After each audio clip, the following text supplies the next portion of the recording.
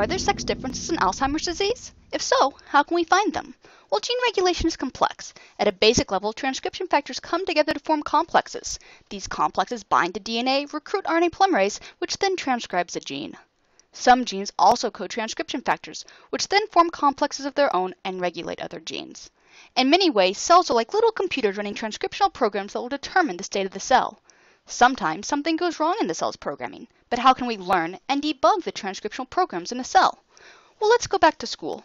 At school, some teachers may do a poor job communicating with students, resulting in poor student performance, while others may be excellent teachers, with all students passing their exams.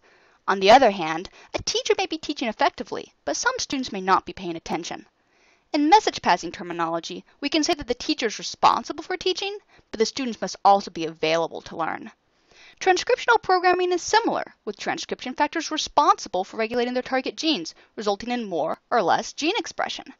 And that's where PANDA comes in. PANDA uses message passing to estimate the connections between transcription factors and genes. Once we know something about these connections, we can begin to figure out if errors in the transcriptional programs associated with Alzheimer's disease are different in men and women. Starting with gene expression data, we estimated transcriptional networks for men and women, both with and without Alzheimer's. We then looked for changes and found something interesting. Although energy metabolism genes are expressed at higher levels in normal females compared to males, there were no sex differences in Alzheimer's disease. However, in the transcriptional programs, we saw increased targeting of these genes in females and a decrease in males.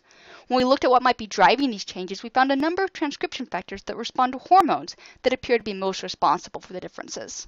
It's exactly what we might have expected to find, but we couldn't have without knowing the networks driving the transcriptional programs of these cells.